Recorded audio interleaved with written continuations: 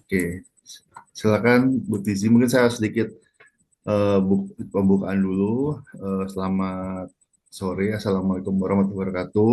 Waalaikumsalam warahmatullahi wabarakatuh. Pada hari ini kita mengadakan brown bag meeting untuk bulan Desember ya dari cluster riset pemasaran layanan digital. Hari ini kita sudah hadir pembicara hari ini Ibu Triza Mudita. Mungkin sedikit perkenalan bagi yang mungkin menonton apa namanya rekamannya mungkin ya.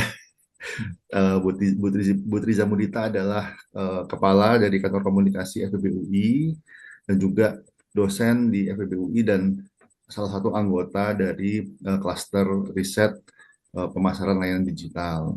Beliau juga meneliti banyak terkait dengan marketing communication, terkait dengan charity organization, dan salah satu dari beberapa publikasi Bu Triza adalah yang akan dipaparkan hari ini tentang the effect of pre-announcement of charitable organizations donation expenditure.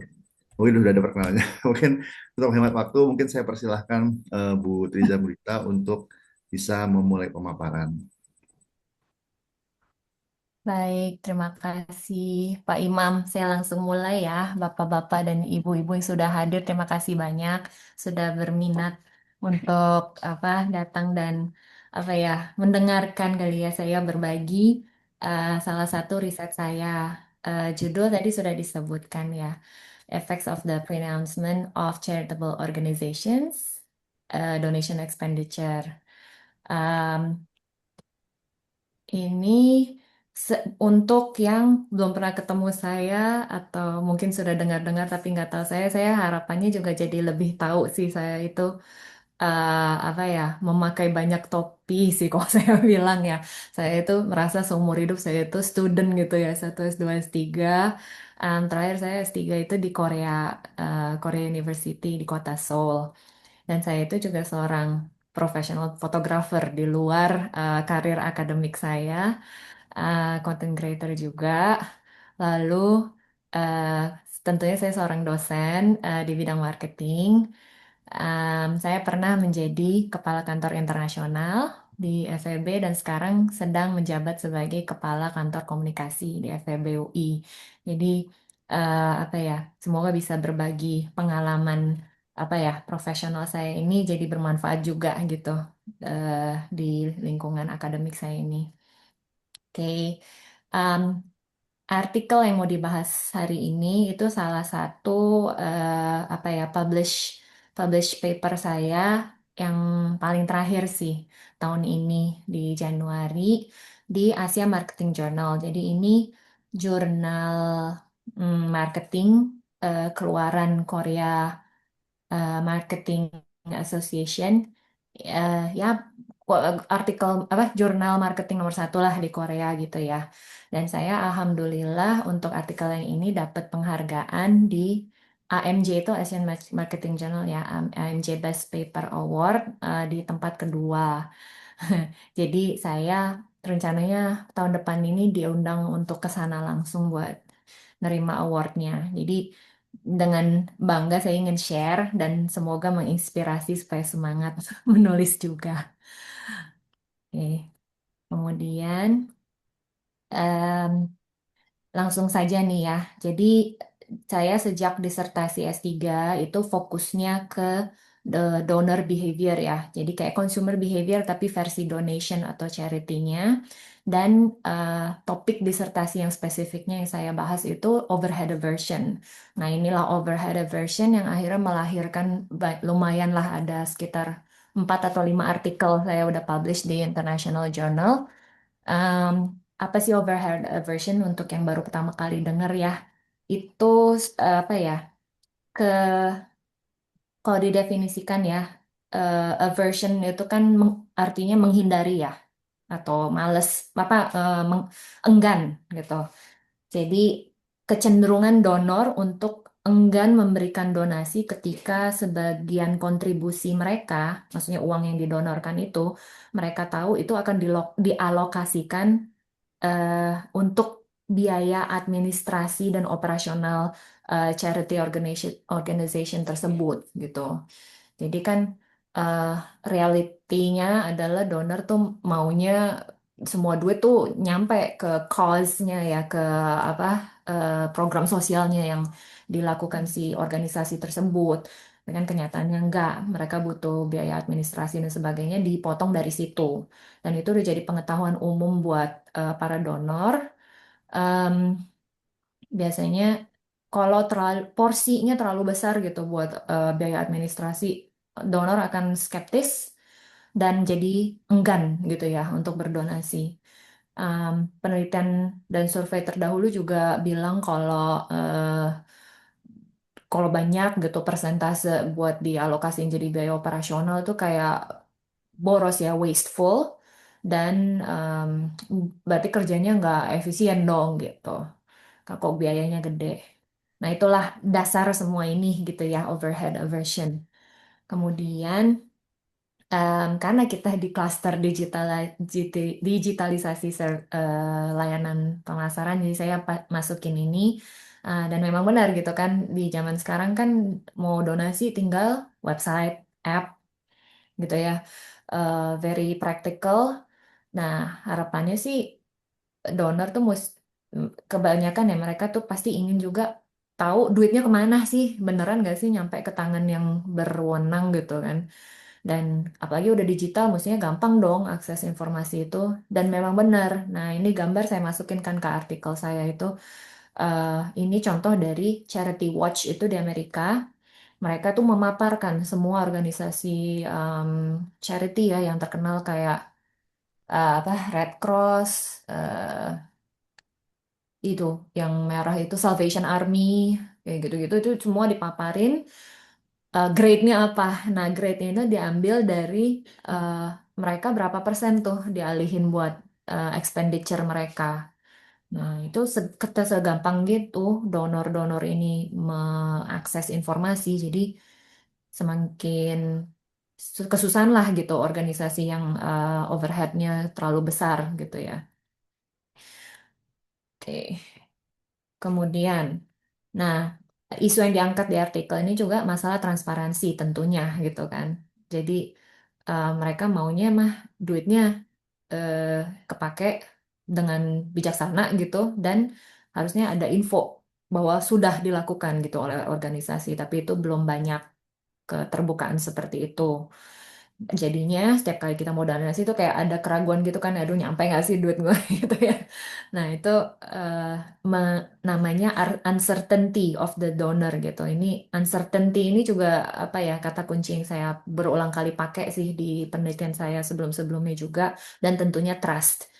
Nah, eh kalau misalnya mereka bisa tahu nih duitnya dialokasikan kemana, itu akan jadi value yang tinggi banget buat donor. Karena donor tuh kan benar-benar donasi itu kan nggak kayak orang belanja gitu ya, kasih uang dapat barang, kasih uang dapat jasa. Enggak, ini benar-benar kasih uang lalu lepas gitu kan. Value-nya apa sih? Nah, value-nya itu salah satunya ada kalau mereka bisa tahu, oh duit saya nyampe, duit saya aman gitu. Nah itu, terus. Makanya di paper ini saya propose solusinya adalah pre-announcement gitu ya. Sebenarnya banyak cara untuk menjadi transparan. Itu ada metode-metode lain juga di penelitian saya lain. Tapi kalau untuk yang artikel ini, bentuk transparansi adalah umumin di depan gitu. Umumin di depan bahwa uangnya akan kepake sekian persen, lalu sekian persen akan kita keep ya buat operasional, apa administrasi dan sebagainya. Jadi eh, dari awal udah buka-bukaan gitu ceritanya. Em, Sehingga semoga uncertainty si donor itu berkurang, kemudian merasa bahwa impact dari donasi mereka itu semakin besar, trust juga makin tinggi, dan ini sebenarnya hal yang sangat simple banget untuk dilakukan ya, bisa diselipin di website depannya atau pas mereka mau klik send apa donate gitu ada pengumuman dikit atau masukin iklan sekalian gitu. So it's almost costless lah gitu.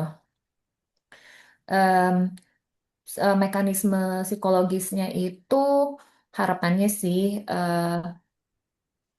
tutup sebentar. Oh, perceive impact-nya jadi apa ya menawarkan kejelasan gitu ya. Jadi perceived impact-nya jadi tinggi. Kemudian kalau perceived impact-nya tinggi meningkat, attitude donor terhadap organisasi charity itu juga tambah tinggi. Lalu keinginan untuk donasi jadi lebih tinggi juga. Em, research terdahulu termasuk research saya sendiri itu certainty, perceived efficacy, dan pro-social effectiveness evaluation-nya juga akan apa ya, meningkat kalau ada transparansi seperti pre-announcement ini. Dan nah, ini saya pembangunan hipotesisnya lewat gambar aja lah gitu ya. Jadi kan tadi sudah tersebut ya kalau pre-announcement-nya eh, ada, ini semoga meningkatkan attitude donor. Itu hipotesis pertama dan di cover di study satu. Hipotesis keduanya efek pre-announcement terhadap perceived impact gitu ya. Jadi donor akan ngerasa oh impactnya si organisasi ini besar lah gitu. Kemudian em, diuji mediasi. Ternyata impact itu jadi mediatornya antara hubungan pre-announcement ke attitude. Kemudian hipotesis 4 itu masih diuji di studi satu juga menemukan bahwa overhead ratio, jadi berapa persennya gitu uang donor akan dialokasikan untuk overhead atau administrasi biaya program itu seberapa besar mempengaruhi kekuatan hubungan-hubungan yang tadi itu. Oke. Di studi kedua itu ada tambahan hipotesis yang moderasi yang serupa tapi oleh credibility. Jadi maksudnya credibility-nya si organisasi charity tersebut dia seberapa kredibel gitu. Apakah pre-announcement masih punya efek yang sama? Itu ya singkatnya. Langsung masuk ke studi satu. Nah, ini kan tadi buat tes H1 sampai 4 ya, sampai moderasi. Em, tapi intinya purpose utama adalah untuk ngecek dulu gitu apakah pre-announcement itu meningkatkan attitude. Ya, jadi eh, meningkatkan attitude di tingkat overhead yang berbeda-beda. Jadi saya masukin overhead yang cukup rendah, 5% doang gitu ya. Terus 25% dan 45%. Ini diuji ke 982 partisipan dari MTech. Mungkin ada yang sudah familiar atau belum. MTech itu platform untuk survei ya milik Amazon gitu ya. Jadi biasanya untuk mendapatkan partisipan Amerika itu paling ramai di sini gitu. Dan sangat praktis ya. Saya kalau jalanin cuma berapa jam gitu langsung penuh nih mau 1.000 partisipan gitu. Jadi very practical dan sangat umum untuk submit ke jurnal internasional. Tapi sekedar bocoran aja secara ini kan sharing session ya. Jadi MTech mulai dicurigai partisipannya isinya asal-asalan. Jadi yang sekarang lagi ngetren itu Prolific. Saya sekarang lagi pakai Prolific untuk survei. Desainnya 2 kali 3 tadi ya. Eh, yang pre-announcement-nya ada atau tidak ada dibandingkan kemudian overheadnya tingkat tidak 3 tingkat tadi. Kemudian deskripsi yang dipaparkan ke partisipannya itu mereka cuma diminta untuk membayangkan kalau mereka tuh punya duit lebih lah gitu untuk di-spare buat donasi. Nah, dan suatu saat ketemulah organisasi dengan informasi begini-begini begini, termasuk info yang pre-announcement tadi. Yang diukur adalah attitude-nya towards the charity dan perceived donation impact. Jadi persepsi seberapa besar impact donasi mereka. Langsung ke results-nya. Secara gambar, oke. Nih, em, tadi ya yang dibandingin yang kalau overhead-nya 5% doang, 25% sama 45% tinggi banget. Nah, ini kelihatan banget yang memiliki beda nih antara ada dan nggak ada pre-announcement itu sih 5% overhead sangat ngaruh gitu ya. Tapi kalau misalnya di yang ya lumayan lah 25% itu beda juga tapi mulai mendekat. Tapi di 45% efeknya hilang. efek pre-announcement hilang. Nah, ini 25 overhead ini dianggap sebagai yang paling apa moderate lah gitu ya, karena banyak riset yang menemukan, termasuk riset saya sendiri, nemuin kalau masih di bawah 30% itu dianggap pantas gitu ya overhead segitu. Oke. Kemudian ada uji mediasinya. Ini dibedain ya. Ini yang paling atas itu yang kelompok yang 5% overhead, yang ini 25%, yang ini 45%. Nah, untuk yang 5% itu strong mediation, yang 25% juga strong mediation, full mediation lagi. Kemudian yang 45% lagi-lagi efeknya hilang gitu ya. Tapi overall H1 sampai H4 itu supported. Ngomong-ngomong saya nggak pakai nanya lagi, Pak Imam mohon dicek ini benar full screen dan kursor saya muncul Sudah, kan ya? sudah aman Umur Bu juga jelas Lutfi. ya. Oke. Soalnya saya nunjuk Warnanya juga jelas. lucu juga kok nggak kelihatan. Oke, lanjut ya ke studi 2. Studi utamanya untuk melihat apakah credibility. Nah, tadi kan apa eh, rasio ya yang dicek itu dia memoderasi. Ini kalau credibility moderasi juga nggak sih gitu. Tapi ini desainnya karena cuma 2 kali 2, jadi lebih dikit ya, 620 partisipan aja, juga dari MTurk. 2 kali desainnya itu pre-announcement ada atau tidak ada dibandingkan, kemudian juga credibility-nya itu high or low. Credibility-nya itu ada pengukurnya. Eh, Bentar. Oh, tapi nggak lagi membandingkan eh, banyaknya overhead-nya dibeda-bedain gitu ya. Semua fix 30%. Kemudian kalau credibility-nya itu adalah perusahaan, sorry, organisasi yang udah well established ya, umurnya udah cukup, umur perusahaannya udah cukup dan punya reputasi bagus. Sementara yang low Ya Mbak, credibility, sebentar. Aku lagi bingung yang mana. Pak Imam boleh Yang bantuin. simpel sih itu yang Oke. Terus eh yang low credibility itu eh, charity yang kurang terkenal lah dan dan umurnya cukup muda juga kalau nggak salah. Kemudian punya reputasinya minimal gitu. Yang diukur attitude lagi dan intention kali ini ya, seberapa mau akhirnya mereka berdonasi. Langsung temuannya, kalau lihat di gambar, yang dibandingkan kelompoknya hanya yang low credibility, high credibility dan low credibility. Bisa dilihat ya efeknya berlawanan gini, tapi um, only for the, nah yang signifikan sebenarnya cuma ini perbedaannya. Jadi kalau ada yang gelap, ada pronouncement, maka attitude-nya juga meningkat terhadap organisasi tersebut. Jadi bisa dibilang ini ngefeknya ya untuk yang perusahaan yang low credibility. Kalau udah high credibility ya udah bagus-bagus aja sih gitu. Mau kayak apa juga tetap lebih menang credibility-nya gitu. Hmm, yang mediasinya juga diuji. Attitude itu memediasi hubungan antara pre-announcement ke donation intention.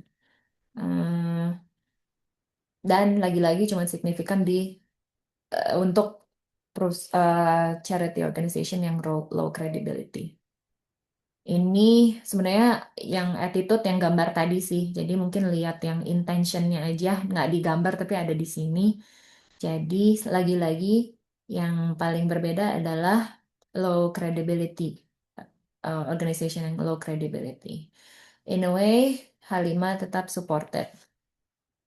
Nah, akhirnya disimpulkanlah eh, kalau transparansi itu eh, apa ya mm, ngasih benefit segitu besar dengan tanpa apa ya nggak perlu main-mainin secara cost gitu ya, misalnya dikecilin overheadnya, ditekan atau apa, nggak gitu, kita menawarkan transparansi aja itu udah cukup obat gitu ya. Kemudian em, kalau misalnya yang Temuan yang ini itu memperluas literatur mengenai kepercayaan donor, transparansi, dan overhead aversion. Selain itu, penelitian ini ya secara overall juga mengidentifikasi kondisi-kondisi yang spesifik di mana pre-announcement dapat memberikan efek yang optimal. Gitu. Praktikalnya, em, secara praktis, pre-announcement itu memberikan manfaat signifikan bagi organisasi dengan overhead rendah hingga moderat. Gitu. Pendekatan ini juga sangat relevan untuk organisasi yang memiliki kredibilitas atau visibilitas yang masih terbatas, gitu ya.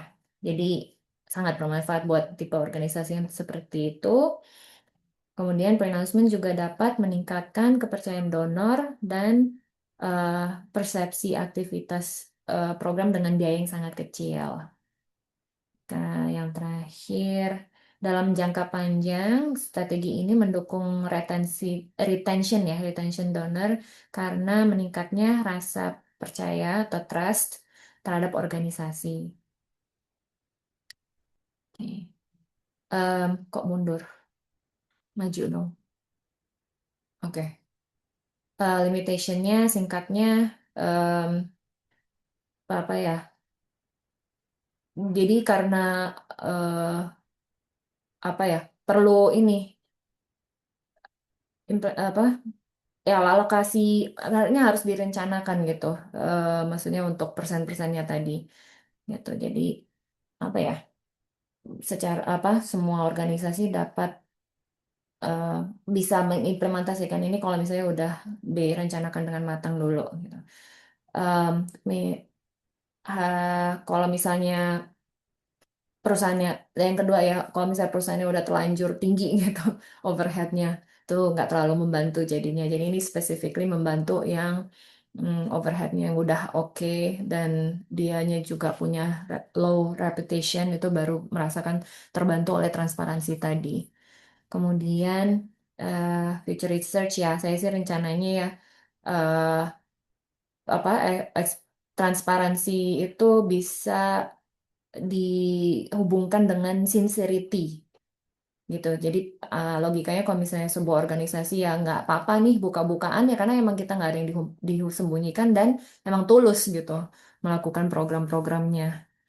Nah, terus ketika mm, melakukan oh ya tadi tuh efeknya masih agak jangka pendek ya. Jadi kalau misalnya bisa ngelihat efek secara jangka panjang lebih baik. Kemudian em, credibility itu mungkin tadi udah dicek sebagai moderator, tapi kayaknya sih ada sebagai bisa juga sebagai mediator gitu. Lebih jauh juga lah yang apa memanfaatkan credibility karena benar-benar kan ya kalau kita transparan, again nothing to hide and makanya ada sense of credibility-nya juga meningkat gitu. Oke, itulah presentasi saya. Semoga cukup singkat tapi cukup jelas.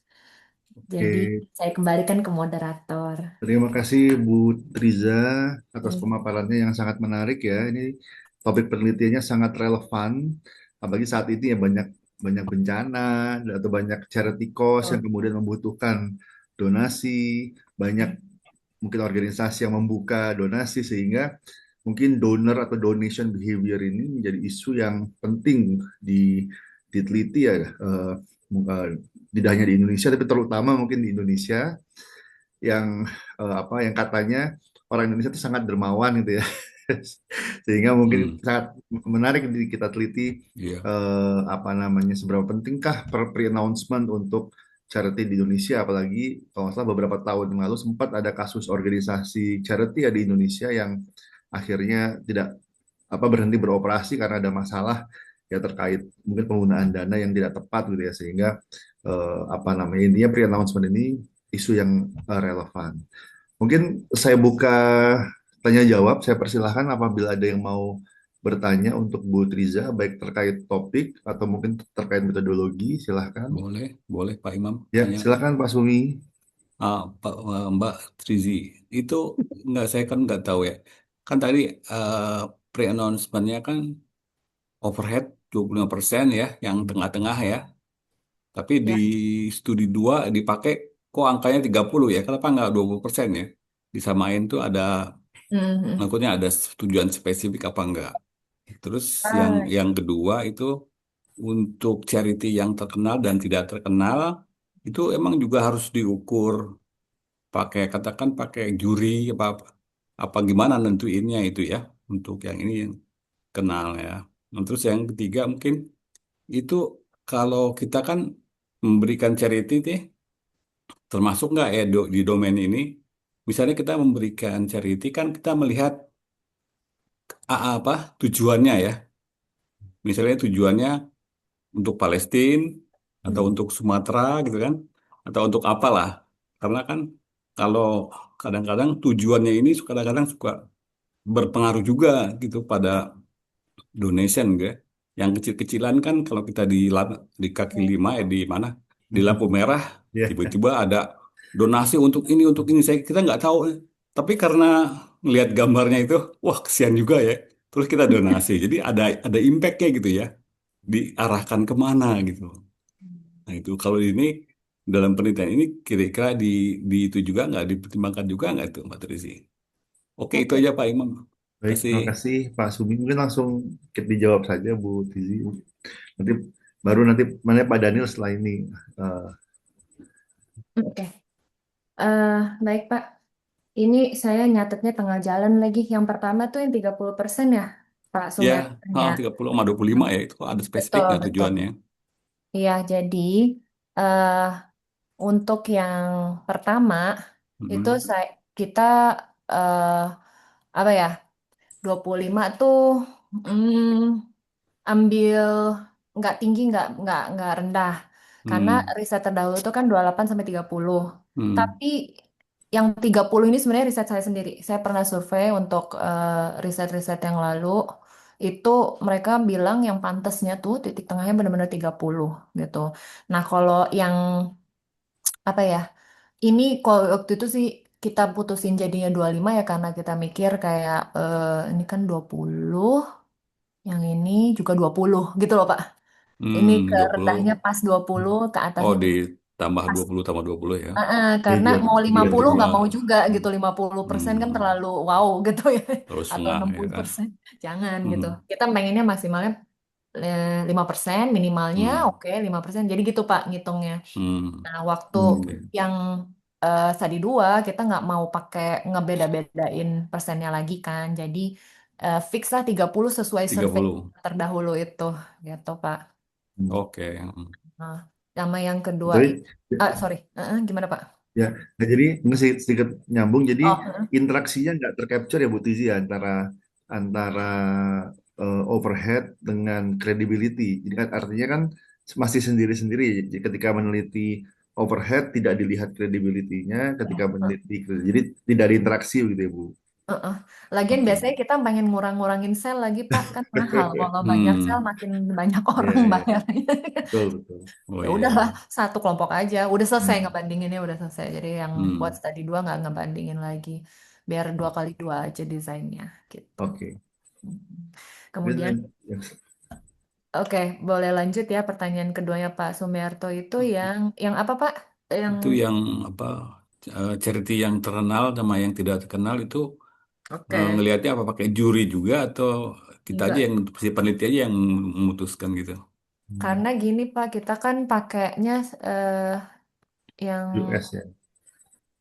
jadi metode kita tuh pakai kayak gini nih. Jadi kita tuh paparin Hmm. stimulat, simul, Stimulus. stimulus, stimulus, Stimulus. astaga. Hmm. Stimulusnya itu kita cuman kasih paragraf bercerita untuk Hmm. membayangkan.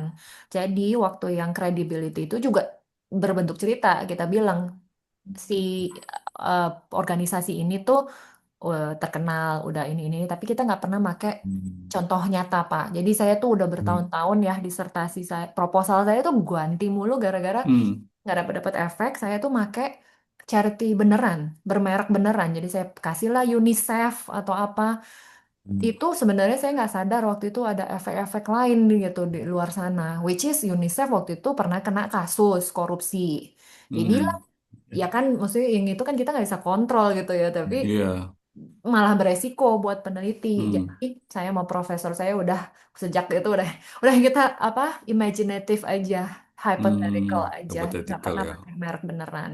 Jadi dideskripsiin bener-bener, oh ini perusahaan udah berapa tahun beroperasi, reputasinya gitu Oh, aja. hypothetical ya. Mm-mm. Hipotetis ya.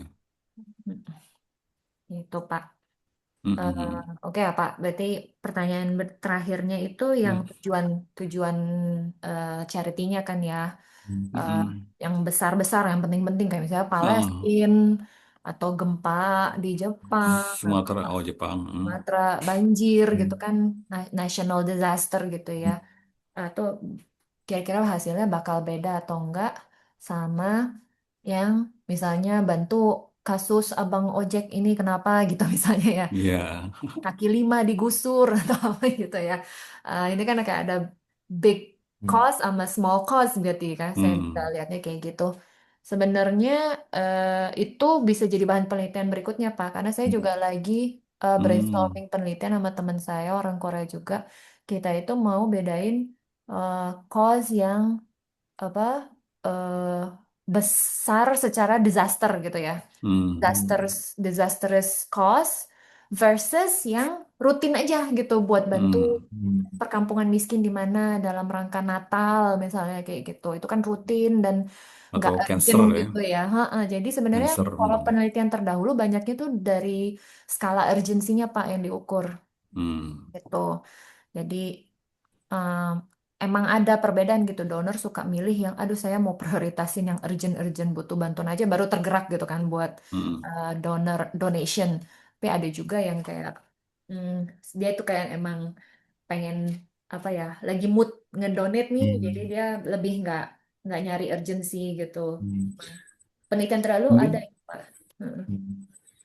gitu. Oke, mungkin saya ingin ke Pak Daniel dulu. Mm-mm. Silakan Pak Daniel. Oke.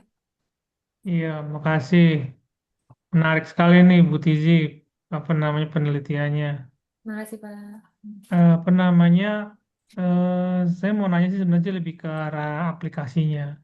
Oh ya, Kalau yang terkenal itu kan Kita Bisa ya, yes betul. kitabisa.com.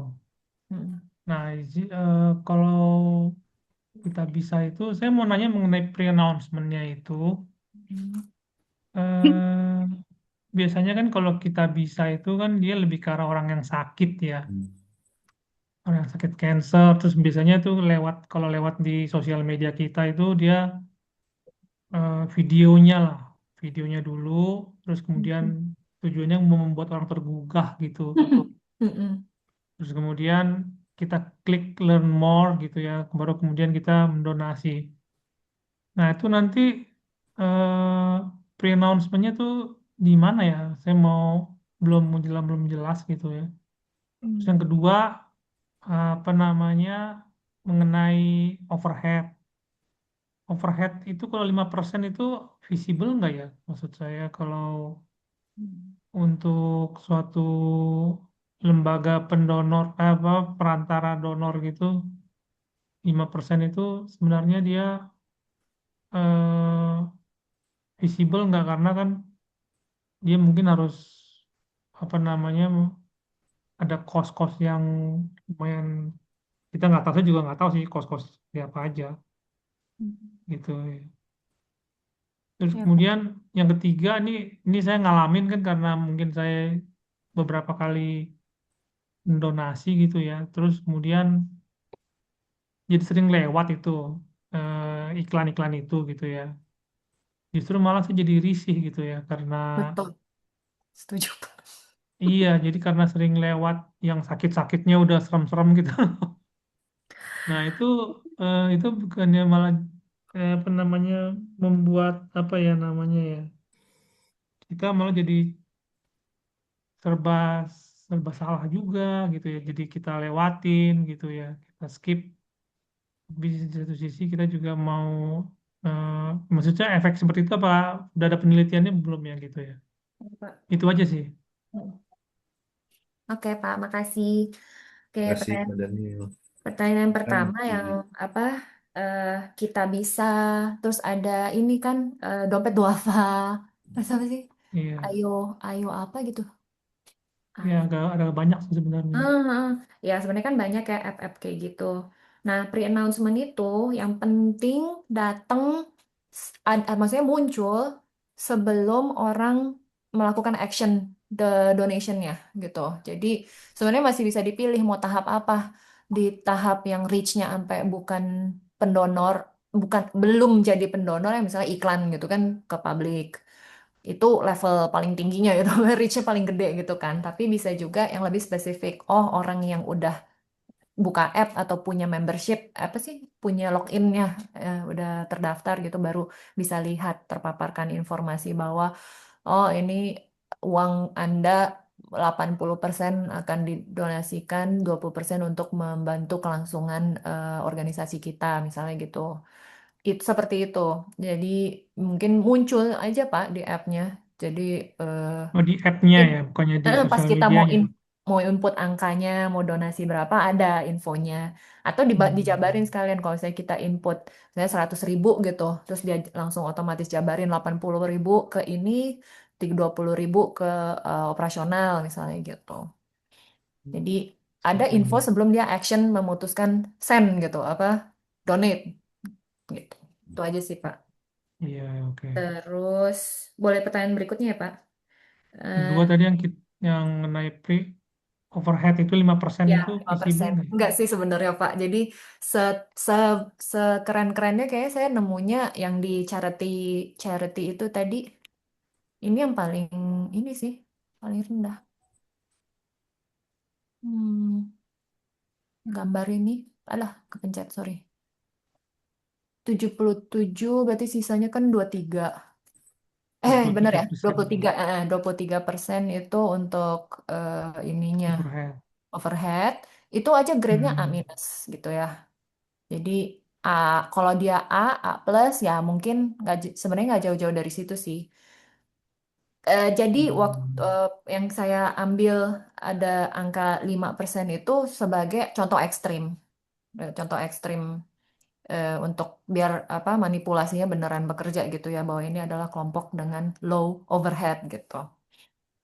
Gitu Pak. Iya, iya, Kenyataannya iya. sih saya sering lihat ya belasan 20-an belasan aja kayaknya udah keren banget sih gitu sebenarnya Iya. enggak sih dan kalau misalnya di Amerika tuh kan IRS yang ngecekin perusahaan-perusahaan apa organisasi-organisasi ini laporan pajaknya itu detail gitu jadi ketahuan cost overheadnya itu berapa persen kalau di Indonesia sebenarnya saya belum sejauh itu sih siapa sih KPK ya? Siapa sih yang meriksain pajak atau audit gitu?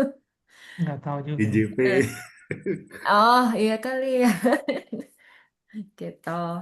Jadi hmm, tapi ya gitu deh Pak. Terus pertanyaan Hmm. berikutnya yang iklan-iklan itu, Pak sebenarnya problem kita sama. Saya itu belum juga beneran nyumbang-nyumbang. Saya baru buka-buka buat riset doang gitu ya. Langsung Hmm. deh IG saya horor gitu ya iklan-iklan yang aduh kecelakaan cacat-cacat itu kan nggak nyaman banget ya itu Hmm. contoh nyata Pak saya juga ngerti banget saya ngalamin sendiri sampai saya ya udahlah penelitiannya contohnya juga bukan Indonesia ini saya berhenti gitu loh browsing-browsing Hmm. kita bisa atau apa aduh padahal saya Hmm. sebenarnya pengen berpartisipasi juga malah gitu kan ya saya waktu itu pernah Hmm. nyumbang di Kita Bisa, abis itu wow udah deh Instagram nangkepnya saya suka banget gitu sama gini-ginian langsung muncul terus. Iya. Itu bisa jadi penelitian Pak bener. Kalau iklan horor, Hmm. horor kutip ya, ini tuh saya belum baca artikelnya. Tapi saya kepikiran juga Pak kita bisa riset bareng berarti. Iya, iya, iya.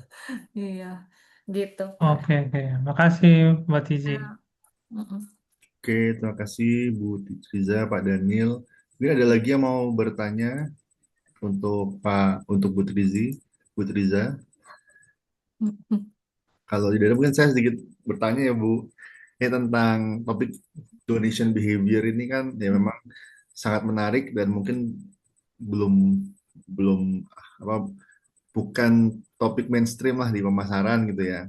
Tapi sebenarnya sangat relevan gitu ya, terutama terkait dengan perilaku donasi yang one off dan yang rutin gitu ya.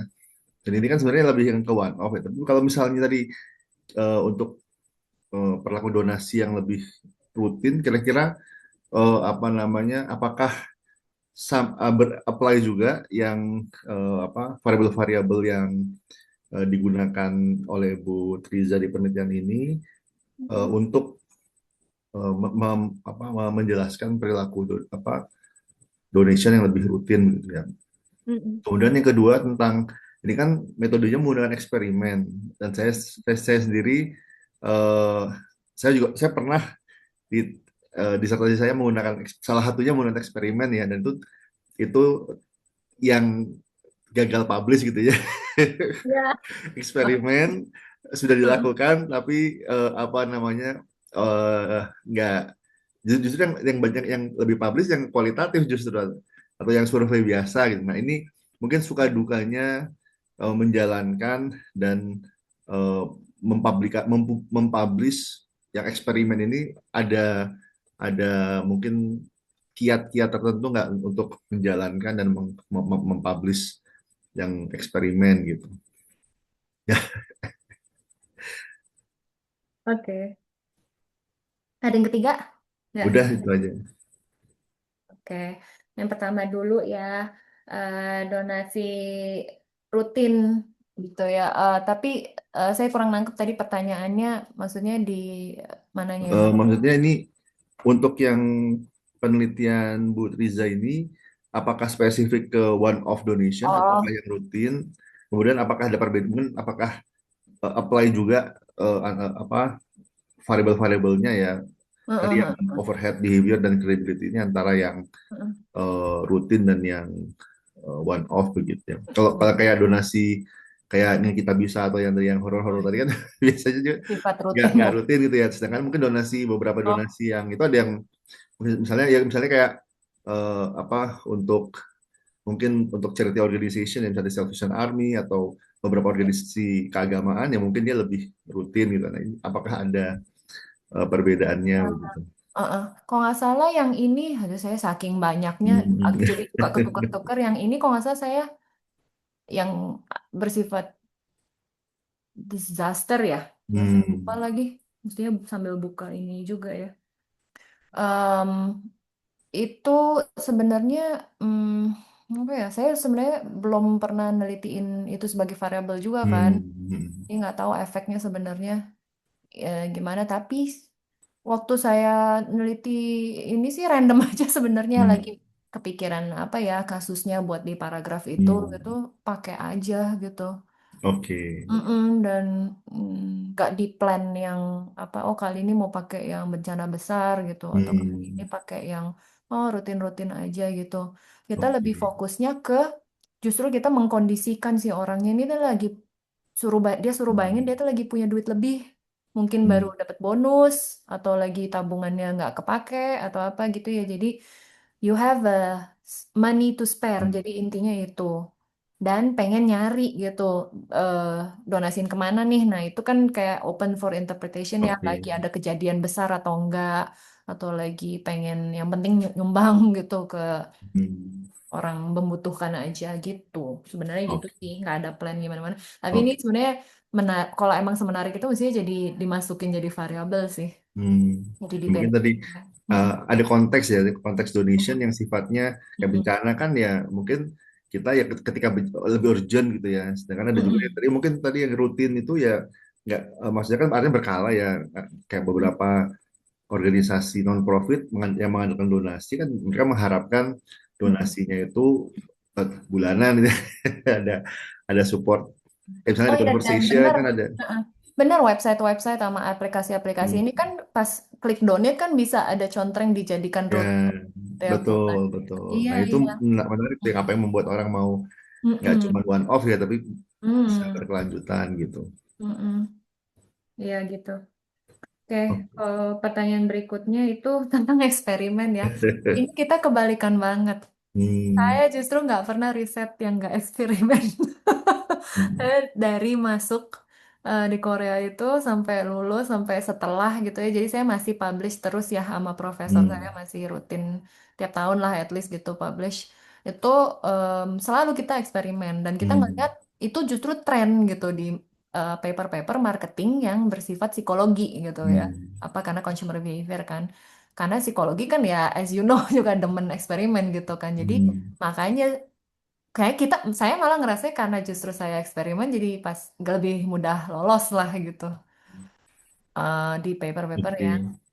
memang berbau marketing gitu ya. Hmm. Hmm, Mungkin ada pitfall apa yang harus dihindari lah gitu kalau kalau mau pit- publish paper eksperimen gitu. Pitfallnya berasa sebelum mau publish. Jadi Hmm. ketika mengerjakannya memang banyak kita mengulang-ulang eksperimennya gitu. Mungkin kita ngerasa, oh Hmm. mungkin nanyanya mestinya nggak gini kali gitu. Orang malah jadi males jawab secara real atau apa gitu-gitu. Jadi kayak berulang-ulangnya ketika proses, ketika kita Oke. sebelum menulis malah gitu ya, masih nyari-nyari efeknya gitu. Eh, Downside-nya di situ. Keluar duitnya juga jadi ya berkali-kali gitu ya. Hmm. Tapi emang kita alhamdulillah selalu apa ada fundingnya sih gitu. Hmm. Jadi kepake aja terus. Terus untuk publishnya kita menurut kita malah hampir nggak ada feedback dari segi eksperimennya gitu Hmm. karena kan efeknya udah kelihatan gitu berarti bagus Hmm. dong apa manipulasinya udah benar dan sebagainya justru yang kita banyak disuruh revisi itu teorinya kayak pembangun Hmm. rasionalisasinya gitu apa hipotesisnya di refine gitu-gitu. Hmm. Itu sih tapi Oke. secara tekniknya alhamdulillah udah dapet sih Oke. pakemnya gitu jadi kayak menghindari brand real udah udah gak mau lagi Ya, untuk ya, kapok menarik. gitu kan.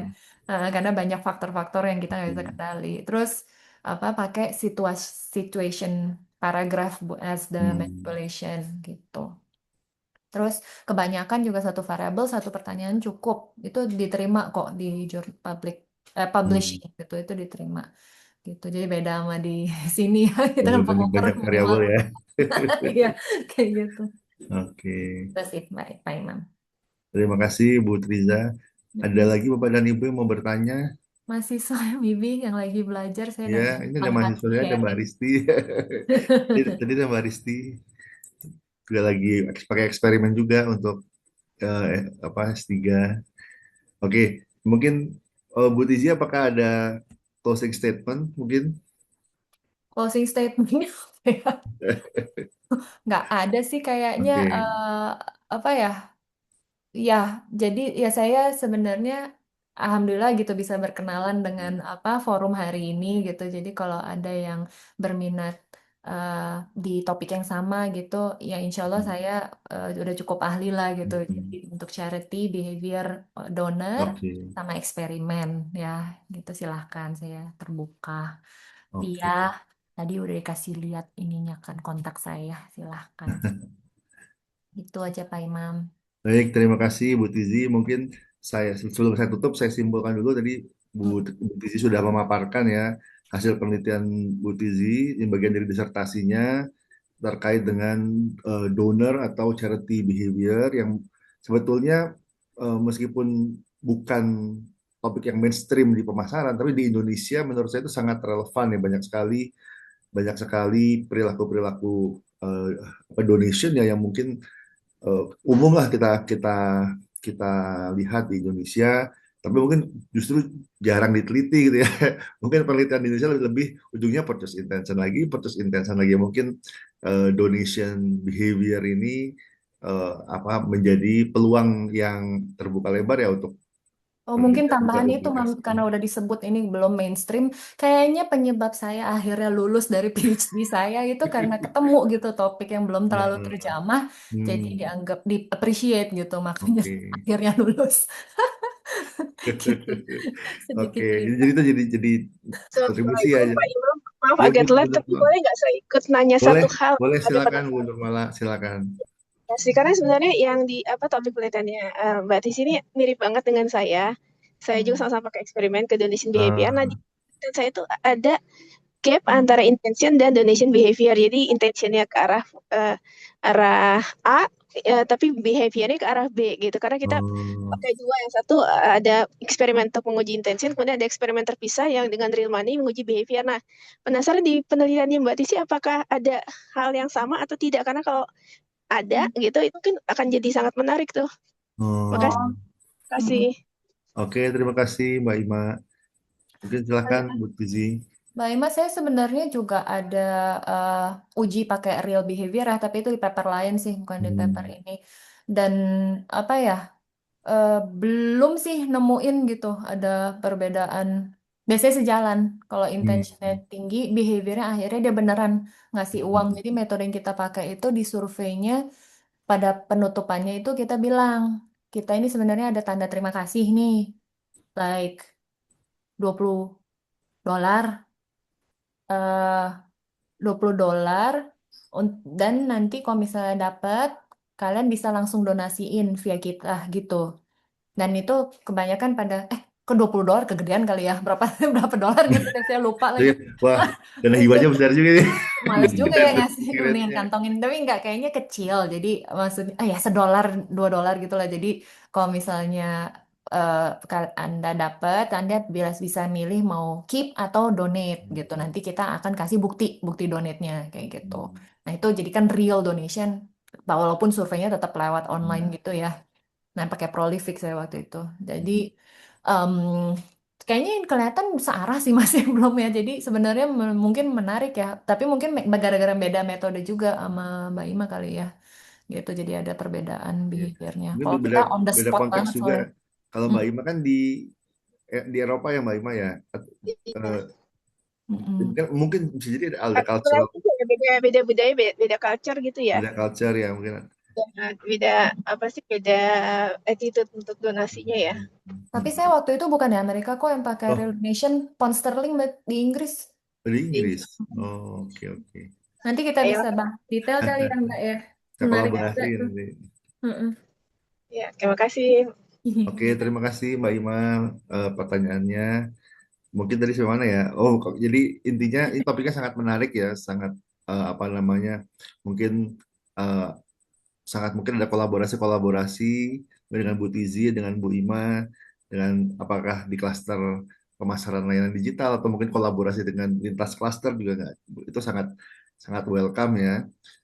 Dan apa namanya ya moga-moga dari sini banyak penelitian lanjutan nih. Sebetulnya untuk klaster pemasaran layanan digital sendiri kita juga ada rencana ya tahun depan melakukan penelitian tapi konteksnya dana abadi sebagai itu kan juga termasuk donation ya walaupun mungkin istilahnya bukan donation kontribusi gitu ya ke alumni untuk jadi itu mungkin ya mungkin bisa juga nyambung dengan penelitiannya Bu Triza ya sehingga apa namanya menurut saya menarik lah banyak banyak sekali angle-angle yang bisa kita teliti terkait donation behavior ini terutama di Indonesia. Mungkin itu dari saya. Terima kasih banyak sudah jam 3 ya sudah 1 jam. Ada foto bersama nggak Pak Oh iya Imam? betul betul. Terima kasih Kalau sudah ada foto bersama, saya sediain wallpaper ini Disnatalis. Kalau ada yang belum punya, silahkan download. Oke. Tapi kalau sempat aja sih, kalau kelamaan ya nggak Oke. usah dipaksain juga. Boleh kita foto bersama. Gimana Bu Tizi prosesnya? Bukan moderator. Konsepnya. Kalau bisa berwajah, kalau nggak Oke oke. Mungkin Berwajah. berwajah. yang mohon yang berkenan untuk menyalakan kamera. Kita kita saya hitung 1, 2, 3. Oke. Saya juga foto buat cadangan. Oke, terima kasih banyak. Mungkin saya tutup. Kita yang berikutnya bulan Januari kemungkinan akan ada bedah buku ya dengan buku Pak Aswin. Tapi mungkin teknisnya akan kita diskusikan lebih lanjut. Saya tutup. Selamat sore. Assalamualaikum warahmatullahi wabarakatuh. Terima kasih Bapak dan Ibu Waalaikumsalam. semua. Makasih Bapak Ibu, izin live. Terima kasih.